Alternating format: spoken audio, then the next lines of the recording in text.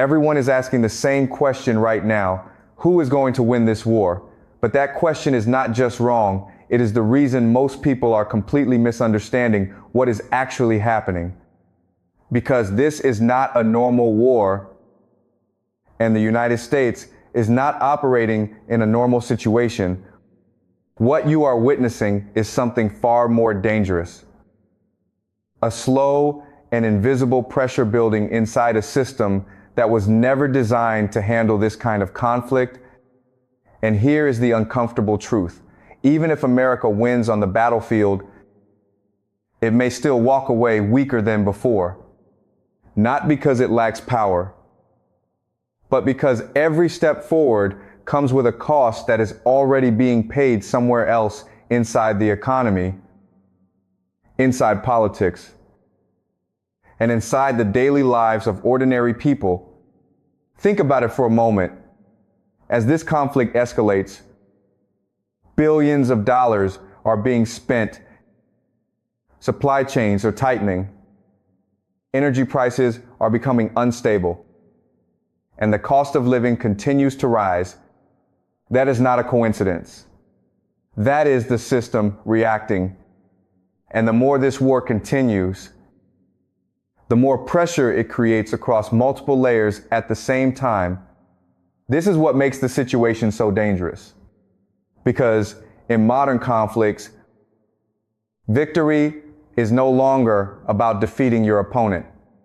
It is about forcing your opponent into a position where every decision they make weakens them. And once you understand that, you start to realize something much more unsettling. The real battlefield is not just overseas. It is happening inside the United States itself. And most people do not even see it. For decades, Americans were taught to believe that wars had clear outcomes, that strength, technology, and military dominance would eventually lead to victory. That belief shaped not only foreign policy, but also public confidence. But that model no longer holds in today's world. Modern conflicts are no longer contained events with defined endpoints. They are open systems that spill into economies, politics, and societies. The idea of a clean win has become an illusion, and yet many people are still thinking within that outdated framework. What makes this conflict fundamentally different is the shift toward asymmetric warfare, where the goal is not to defeat a stronger opponent directly, but to reshape the conditions under which that opponent operates.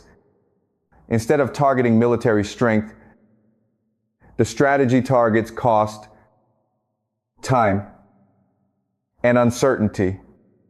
If you can make the war expensive enough, long enough, and unclear enough, even the most powerful country in the world can be pulled into a position where its advantages begin to lose, meaning this is where the trap begins to form. Because once the United States is engaged, it faces a critical dilemma that has no perfect solution. If it escalates, it increases financial costs, stretches military resources, and intensifies pressure at home. But if it holds back, it risks appearing weak, which can damage its credibility with allies and rivals alike. Every option carries a consequence, and none of those consequences are fully controllable. This is not a battlefield decision, it is a structural constraint. And that constraint immediately translates into economic pressure that people can actually feel. War is not just fought with weapons. It is funded through massive financial commitments that ripple across the entire system. Billions spent on military operations are billions not spent on domestic priorities. And over time, that imbalance becomes visible. At the same time, disruptions in key regions begin to affect global supply chains. pushing up the cost of energy, transportation, and basic goods. What feels like inflation is often a direct reflection of instability far beyond national borders. As these economic pressures build, they do not remain abstract. They begin to translate into real frustration inside the country. People start asking a simple but powerful question: why are we spending so much abroad while problems at home remain unresolved? That question is not just economic, it is deeply human. It reflects concerns about healthcare, housing, education, and everyday survival. And once that question spreads, it becomes a force that reshapes public opinion and limits how far any government can go. This is where political division intensifies. A prolonged and costly conflict does not unify a nation, it often fractures it. Different groups begin to interpret the war in completely different ways. Some see it as necessary for security and global stability, while others see it as an unnecessary burden that is hurting ordinary citizens. Over time, this disagreement turns into polarization. And polarization makes it harder to sustain a clear and consistent strategy. At the same time, the pressure is not only internal, it extends outward into the network of alliances that the United States depends on. Allies may still cooperate, but their commitment is not unlimited. Each country has its own economic constraints, political pressures, and national interests. When a conflict becomes prolonged and uncertain, those differences start to matter more. Small gaps in commitment can grow into larger fractures, and coordination becomes more difficult. As these fractures begin to appear, the stress spreads across the global system itself. Trade routes become more vulnerable. Financial stability becomes more fragile. And confidence in long-standing structures begins to weaken. This is especially visible in critical areas like energy, where a single disruption can affect multiple regions at once. The system is no longer stable, it is reactive, sensitive, and increasingly difficult to control. One of the clearest pressure points in this entire system is energy, particularly the narrow pathways that global supply depends on. When key routes become unstable, even the threat of disruption is enough to send shockwaves through markets. Oil prices rise, transportation costs increase, and entire industries begin to feel the strain. This is not just a regional issue, it becomes a global chain reaction, where a single point of tension can ripple across continents within days. And when energy prices rise, the effects quickly reach ordinary people. The cost of fuel increases, which raises the price of food, goods, and services.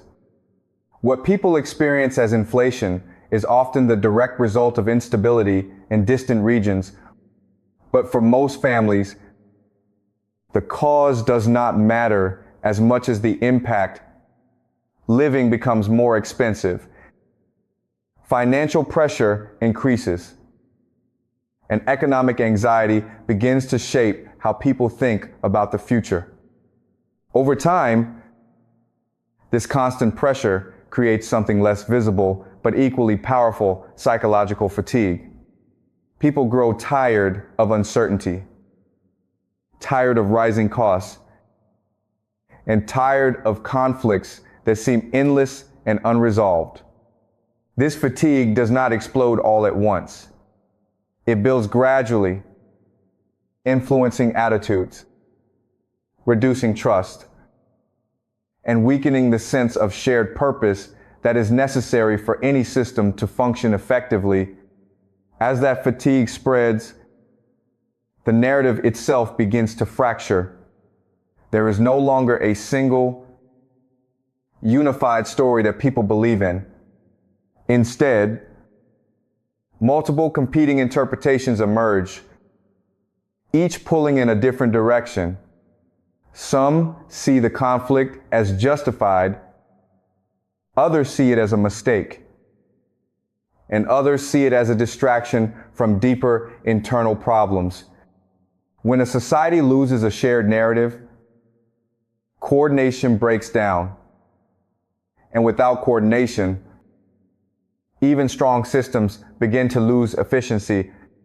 If this process continues, the long-term outcome becomes clearer. The world does not collapse overnight, but it begins to reorganize into separate spheres where cooperation is limited and trust is reduced. The United States may still remain powerful, but its ability to shape global outcomes becomes weaker, not because of a single defeat, but because of accumulated pressure across economic, political, and social systems that gradually changes how the entire structure operates. So when you step back and look at everything we have just broken down, the real picture becomes impossible to ignore. This is not a war defined by victory or defeat. It is a system under pressure from every direction at once: economic strain, political division, rising costs, weakening alliances, and a society slowly losing its sense of alignment. And that is why the most important question is no longer who wins, but what happens to the system while the conflict continues, because history shows that power does not disappear overnight. It erodes quietly through small pressures that build over time until the structure itself begins to shift. And the truth is, you are already living inside that shift. Whether you realize it or not, the rising cost of living, the uncertainty about the future, on the growing divisions, these are not isolated problems. They are all connected to a much larger process unfolding in real time. If this perspective helped you see the world more clearly, then this is exactly the kind of insight you need to stay ahead of what is coming next. Make sure to save this video so you can come back to it when these changes become even more visible. And subscribe to the channel to stay informed as we continue to break down the forces shaping the future. Because understanding the system is the first step to navigating it.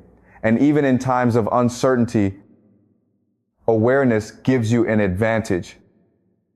And that means the future is not something you simply wait for. It is something you prepare for